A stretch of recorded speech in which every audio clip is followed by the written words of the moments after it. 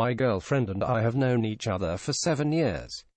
We've been going out for the past 5 and living together for maybe 18 months. I flew a few states away for work and have been gone for the past week. My flight was delayed because of weather and I told her I would just stay the night. But on impulse, I decided to catch the red eye and then drive back through the morning. I figured it'd be a nice surprise. I pulled up and noticed another car in the driveway. It didn't really sink in, I just thought it was odd for how early it was. I come home late pretty often, so I'm good at getting in quietly. Walked in, unpacked my dirty clothes and put them in the hamper, then went to the bedroom. They were both in bed, only partly covered by the sheets. I didn't recognize the other guy immediately. They were both asleep, and I don't know how long I stood there. It didn't compute. After I recognized the guy in bed with her, I had one of those moments. Just a red second where I imagined picking up something really heavy and smashing his face. But it passed pretty quickly. I was just really tired and a little sad.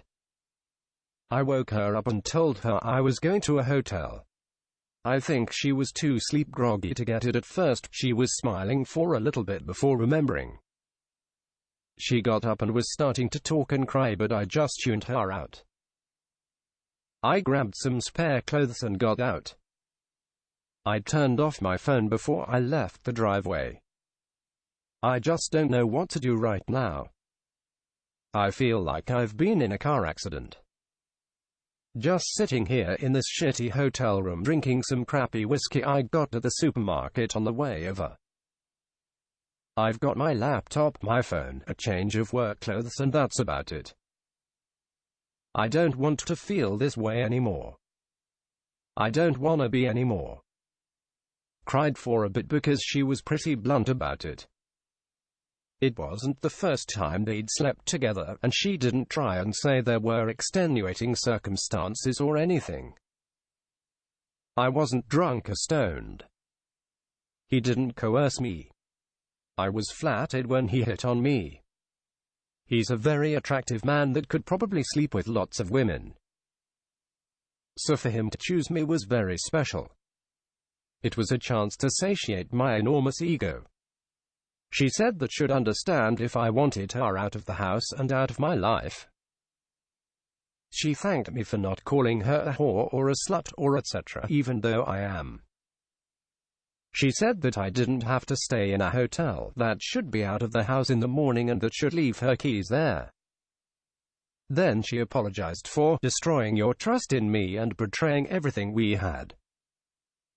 If I never want to talk to her again, she said that I don't have to. I can't do anything that would account for what I've done. No apology is enough. I was selfish and arrogant and deceitful for no other reason than I wanted to be. As much as I want it, I don't deserve your forgiveness. I can only still ask because I'm a hypocrite. I'm sorry. Just reading this is making me cry again. I'm glad she didn't try to justify what she did. But I'm still lost. I've been back home for a few hours. I made myself a grilled cheese with onions and watched some Cosmos. I almost wish I'd been called into work. It'd be easier to keep my mind off things. As it is, it's been very hard to resist the urge to call her. I don't know how I'm supposed to settle things either way without contacting her at some point. In the meantime, I've gotten a few phone messages. A few were from her family, who I'm on very good terms with. I guess at some point yesterday she told them that she cheated.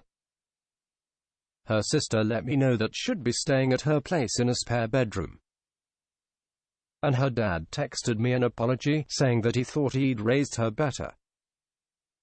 No messages from her, which I was kind of relieved about.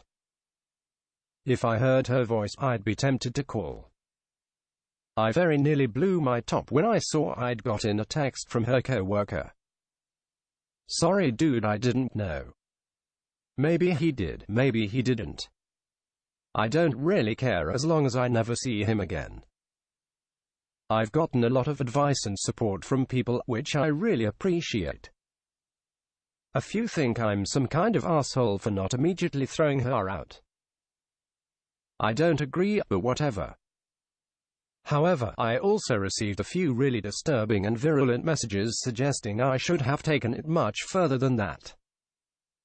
If I'm a beta because I didn't send someone to the hospital, then call me a beta.